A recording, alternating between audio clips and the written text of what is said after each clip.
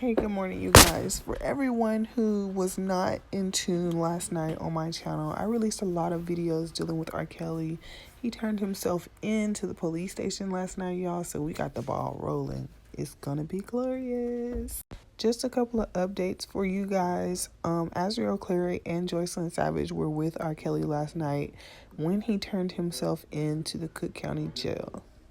What do you guys think about that they're still riding for their man? Do you think that they'll ever go home to their parents?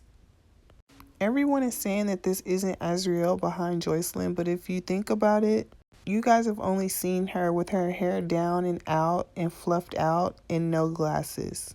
However, R. Kelly makes them wear baggy clothes and look unkempt, so I believe that's her. Let's not get sidetracked though. The point of this video today is that R. Kelly has been transported to bond court. And R. Kelly will be appearing in front of a judge today, sometime between 12 p.m. and 1 p.m. to see a judge. According to a video Tasha K released yesterday, she and also myself are very much under the impression that R. Kelly is going to get no bond. And the reason I say that is because he has been talking about taking tours in Australia and Germany the past couple of weeks. He has not made a statement towards any of the allegations. However, he has been able to post when he was going to have a concert or when he was going to go on tour. And I feel like that this is why they are going to push for no bond, to keep him in jail and to keep him away from young girls and to keep him from further committing any crimes. Of course, in the court of law, R. Kelly is still innocent until proven guilty, but we all know what it really is. Michael Avenatti tweeted, "Can someone explain to Steve Greenberg how double jeopardy actually works in criminal law before he embarrasses himself further? Please explain to him that it has to be the exact same act/instance previously charged and usually also must include the exact same statute."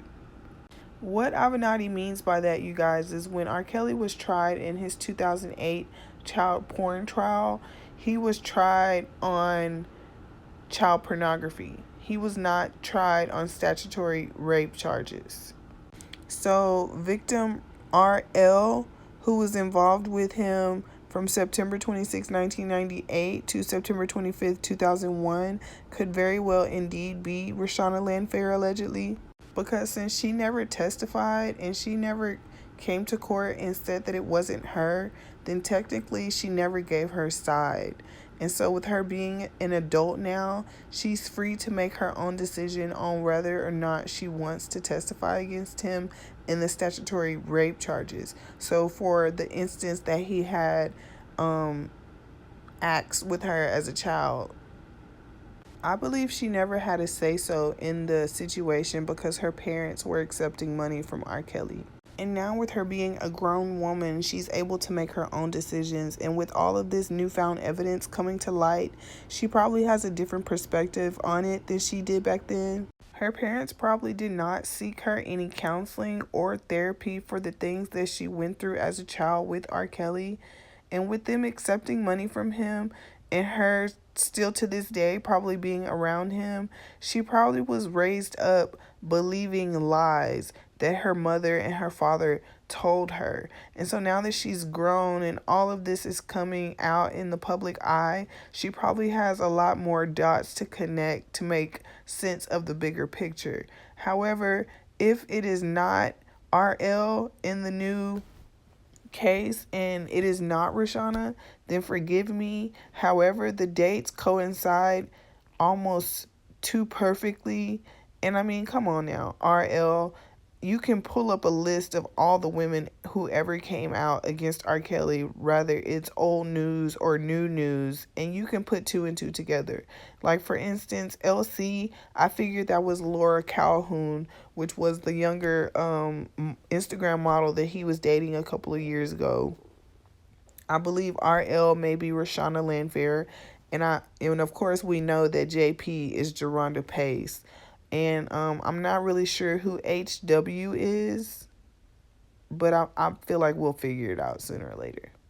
So here's the video of R. Kelly getting transferred to bond court. Morning, like you mentioned, that the singer has been transported to 26 and Cal. Right now, he is in the custody of the Cook County Sheriff's Office. A spokesperson tells me because of this high-profile case, the singer is being kept away from other inmates at the time being. The transport happened about 2 hours ago. Our camera captured the police van as it was pulling out of the garage. The police van was escorted by 2 squad cars. Now, overnight, Chicago police released R. Kelly's mugshot. The 52-year-old singer faces between 3 to 7 years in prison for each felony count of criminal sexual abuse. Why do you guys think that the jail is keeping him away from the other inmates? Do you think it's because of violence, or they just don't want the case jeopardized any further than it already has been? Do you think that they're going to give him the max sentence that is allowed under the statute? The Cook County State's Attorney Kim Fox announced the charges against him. Charging documents show 3 victims were between the ages of 13 to 16 at the time Kelly is accused of abusing them. The details of the alleged abuse are very graphic, dating as far back as May 1998, with the latest in January of 2010. Attorney Michael Avenatti is representing several victims, including at least one of the women named in the indictment. Instead of doing the right thing, because they didn't want to kill the golden goose. They didn't want to interfere with their own individual paydays. And as far as I'm concerned, they are just as guilty as the predator, R. Kelly. Now, the attorney says he recently turned over video evidence of R. Kelly engaging in sexual acts with a minor and claims he has even more video evidence of the singer. Well, I hope he is ready. I hope he got his pockets right and tight. I hope he got some money put aside for the lawyers and the court fees he's about to endure. Like last night when I was watching him turn himself in on live, I was telling my husband, y'all, like, babe, I just feel like this is an epic moment, and I am just so happy to be able to be a part of this. Because when he went on his 2008 trial, we was just graduating high school. We wasn't worried about him. We wasn't worried about what was going on with R. Kelly. And I'm just glad now that I'm older that I can experience this, because this is history.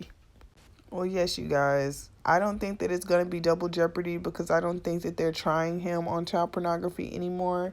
They're trying him on the actual act of having SCX with Rashana Landfair. So I'm going to really need R. Kelly's lawyer, Steven Greenberg, to get it together. Or wait, oh no, don't get it together.